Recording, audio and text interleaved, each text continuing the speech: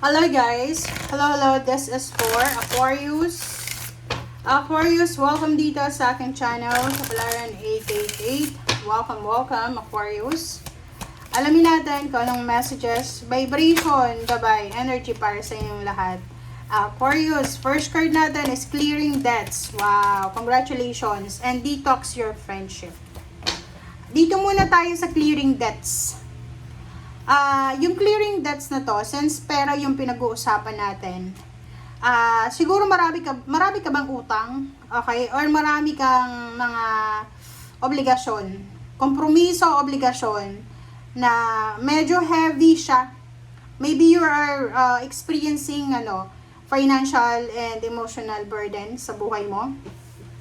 So, ngayong buwan ng Mayo, kung may mga utang kayo, posibleng mawawala na. Or mababayaran mo na, matatapos mo na, kung ano man na heavy burden ng financial na pinagdadaanan mo sa ngayon. Medyo makakaramdam ka na, medyo lighter yung pakiramdam mo. Parang nakawala ka. You're free.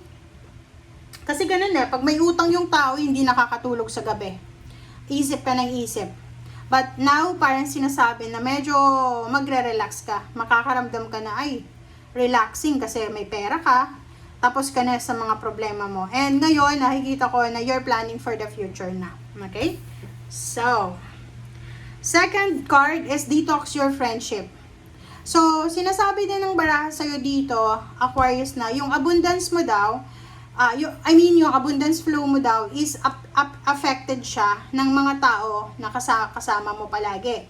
So, kung yung mga kasama mo, mahilig gumastos, mahilig gumala, mahilig sa luxurious thing, mahilig na magwaldas ng pera, hindi yun maganda para sa financial mo. Kasi, ang sabi ng baraha sa'yo dito na kailangan mong piliin kung sino yung tao na pwedeng mag-inspire sa'yo, tao na generous, and tao na susuportahan ka sa kung ano man na gusto mong financial journey. May ganun, di ba? Like, halimbawa kung nagtitipid kayo, umiwas kayo sa kaibigan nyo na panay gala, panay gastos, yung parang ang ano niya is YOLO. You only live once. Okay? So, ikaw, kung may mga obligations ka, kung breadwinner ka, may anak ka na pinag-aaral, may magulang ka na binubuhay, sabi ng baraha, kailangan focus ka doon. Okay? So, kumbaga i-detox mo, alisin mo kung sino man yung mga bad influencers na yan. Lalo na yung mga pina-follow nyo sa social media. Kung yung pina-follow nyo ay masyadong galante, yung halimbawa ganun, doon tayo sa influencers na simple lang, minimalist, and doon lang sa simple lang yung buhay. Okay. Aquarius, first card natin is Queen of Cups. Magician. Wow, ang ganda nito. Temperance. Puro siya nakatalikod. They're moving forward. Moving forward yung message sa'yo. Okay. And sa ilalim mo dito is King of Swords and wow, diba? Napaganda. Tingnan mo nga naman, Ang sabi ng baraha sa'yo dito, na Aquarius, prepare yourself. Ihanda mo yung sarili mo kasi aarangkada yung yung journey mo. Lump sum of money, you have several choices and options. You have several sources of financial gain, financial prosperity and abundance. Hindi lang isa. Pwedeng may negosyo ka pa, empleyado ka, or nag-invest ka pa sa iba, sa labas ng negosyo mo. Parang ganon. Wow! Queen of Cups, Magician, Temperance, Two of Swords, and Five of Swords. Let's check. Let's clarify.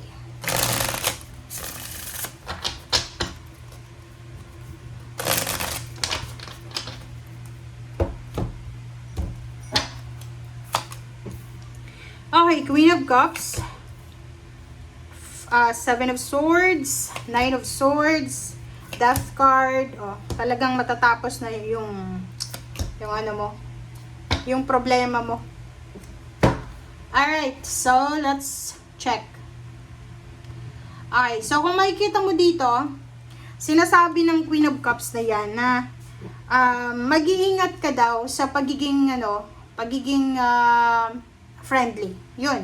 Mag-iingat ka sa pagiging friendly or mag-iingat ka sa pagtanggap ng kung sino-sino lang na gustong makipagkaibigan sa'yo, Aquarius.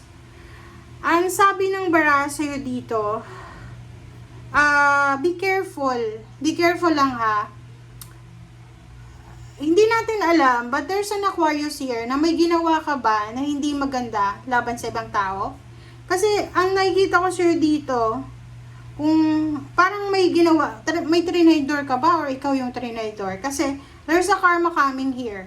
So kung ikaw yung trinidor ng kaibigan mo, posibleng babalik sa kanya yung karma. Pero kung ikaw yung ng trinidor ng kaibigan, sa'yo babalik yung karma. Sinasabi ng bara sa'yo dito, mabilis talaga to guys. Nandito yung 9 of Wands and the Death card and Temperance Magician. Clearing debts yan eh. So, sinasabi ng bara, isang napakabilis na pangyayari, napakabilis na proseso ang mangyayari sa'yo.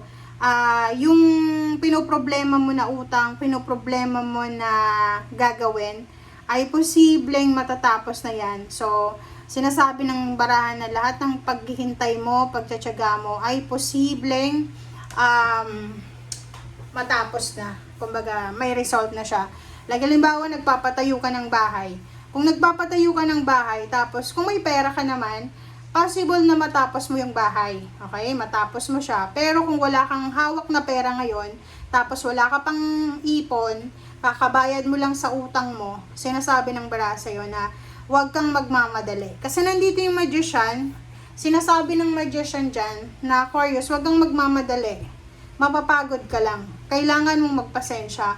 And kung wala kang budget, yung mga ginagastos mo ngayon, like nagpapatayo ka ng bahay, nagpaparenovate ka, may hinuhulugan kang sasakyan, itigil mo daw muna yan. Kasi huwag mong ipipilit, di ba? Kaya ka namang problema dito kasi pinipilit mo yung wala. Okay? Simplify your life. Yun yung sinasabi ng baraha. Okay, 2 of Swords and 9 of Cups. Oh, diba? Wala kang dapat na patunayan.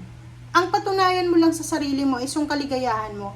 Dapat isipin mo na manatili kang kalmado sa lahat ng oras, sa lahat ng bagay, sa lahat ng panahon. Yun yung pinaka-importante sa'yo. Okay? 5 of Swords and 8 of Cups. So, nakikita ko sa'yo dito na posibleng mayroon kang binabalak na pagta-travel.